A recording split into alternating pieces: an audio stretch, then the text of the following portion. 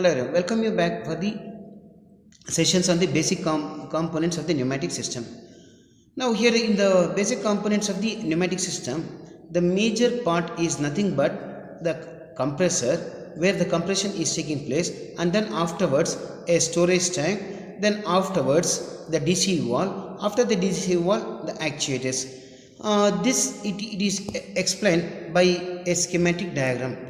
By looking into the diagram, I will try to explain the entire concept how it will work. Now before the compressor, the intake filters will be there. Why we are using the intake filters is, as we know that the atmospheric air consists of dirts, even the moisture and even the dust particles. These it has to be avoided. Only the clean air is used for the application end. For that reason only the intake filters are used before the compressor. Once if the compression is taking place in the compressor, the compressed air is passed to the receiver or the tank. In between the receiver and as well as the compressor, the cooler and also the separators are used. Why we are using the coolers? As we know that once if the compression is taking place, because of the compression and as well as the rise in pressure, automatically the temperature will also starts increasing it. Once if the temperature starts increasing it, the same thing if we are using for the application, there may be a chances of a problem in the line, or it may be the hoses may gets damaged. For that reason only the coolers are used in between the receiver and also the compressor. The separators are also used. The main application of the separators is to remove the water or the moisture content in the air. Then the pure air with a high compression ratios is passed into the receiver. After this, a secondary air treatment will also be done. Then after that the same air is passed to the DCV control valves. From the DCV control valve, it is passed to the actuation where the actual application is used from the pneumatics. See, these are the basic components which are used for the compression and as well as the pneumatic systems. Now in the compressor unit, it is run by means of an electric motor. The volume of the drawn air is reduced so that the pressure increases. Once if the rise in pressure takes place, automatically the temperature will also increases. The drop in temperature is taking place in the case of the what we can say the cooler, and also the air if it is there in the compressed air, then it is separated in the separator. The air from the cooling and the separation, it is sent to the reservoir.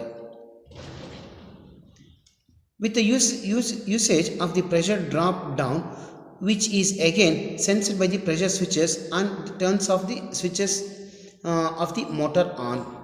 See, this is a basic explanation with respect to the what we can say the pneumatic system. In the pneumatic system, unlikely a hydraulic systems, the compressed air has no lubricating ability. Thus, the stored air before being sent to do some work, it is mixed with an oil mist.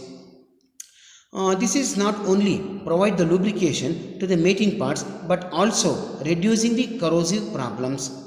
The treated air is then sent to the control valve and the actuator to do the exact work. Now, before going into the real applications, as you know that either it may be hydraulic systems or it may be the pneumatic systems, it has to obey some certain laws. But here, as you know that the pneumatic systems obeys the three different laws. The first one is the Boyle's law, the second one is the Charles law, the third one is Gay-Lussac's law. Now, early experiments were conducted concerning the behavior of the air and the similar gases. These experiments were conducted by the scientists like the Boyle's, Charles and as well as the Gay-Lussac's. The results of their experiments indicated that the gas behavior follows the laws known as the ideal gas laws. Now, the first what we are discussing is with respect to the Boyle's law. As the Boyle's law states that if the given mass of the gas is compressed or expanded at a constant temperature, then the absolute pressure is inversely proportional to the volume. It is nothing but pressure is inversely proportional to the volume, or indirectly what we can say, PV is a constant. The next one is nothing but a Charles law. In the Charles law, if the given mass of the gas is heated or cooled at a constant temperature, then the volume is directly proportional to the absolute temperature. See, in the case of the Boyle's law, the condition was used is nothing but a constant temperature. But here in the case of the Charles law, the condition what he has taken is nothing but the variation with respect to the temperature. Now, the volume is directly proportional to the temperature and the pressure is equal to constant, or what we can say, V by T is a constant. The Gay-Lussac's law. This is a third gas law may be derived by means of the Boyle's, Charles, and suppose we double the thermodynamic temperature of the sample of a gas. According to the Charles, the volume should be doubled. According to the Boyle's, we would have doubles the pressure to half the volume. Thus, if the volume of the gas is to remain the same, the doubling the temperature will require a doubling the pressure. This law is first stated by the Frenchman Joseph Gay-Lussac. The statement is nothing but at a constant pressure, the absolute pressure of an ideal gas will vary directly with the absolute temperature. Pressure is directly proportional to temperature when the volume is equal to constant, which is nothing but P by T is a constant. The general gas equation we can write as P1 V1 by T1 is equal to P2 V2 by T2. Any system, either it may be a pneumatic system or it may be a hydraulic system, there will be advantages and also disadvantages. Now here in the case of the pneumatic system, we are discussing the advantages and also we are discussing the disadvantages. The main advantages of the pneumatic system is low inertia effect of the pneumatic components due to the low density of the air. The pneumatic systems are light in weight. The operating elements are cheaper and also it is easy to operate. The power loss are less due to the low viscosity of the air. The high output to weight ratio. The pneumatic system offers a safe power source in the explosive environment. The leakages is less and does not influences on the system if there is a leakage in the line, and even there is no any harmful problems but even if there is a leakage also. The disadvantages with respect to the pneumatic systems are suitable for only a low pressure applications where the low forces is required.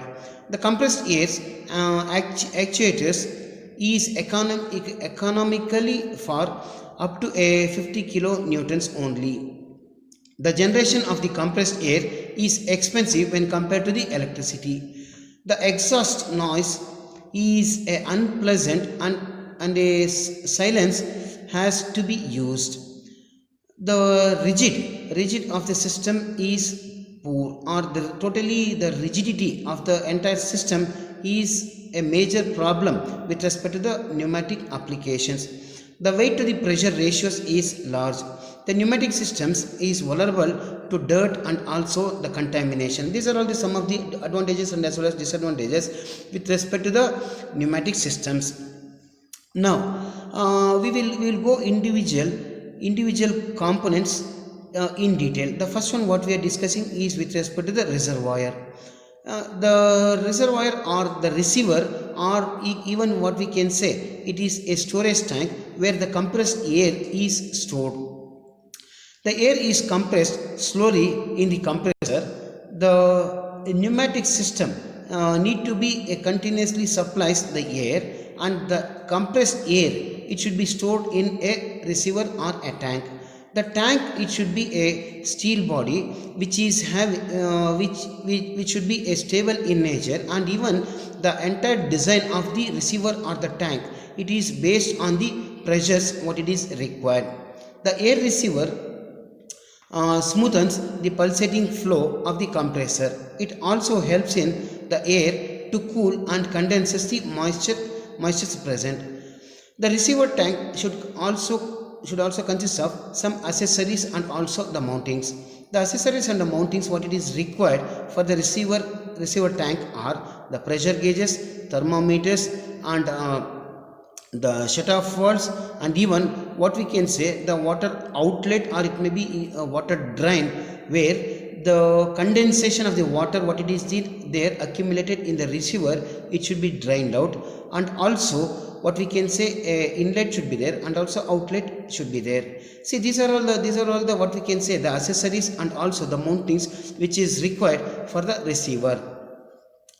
Now the large surface of the area of the receiver helps in dissipating the heat from the compressed air.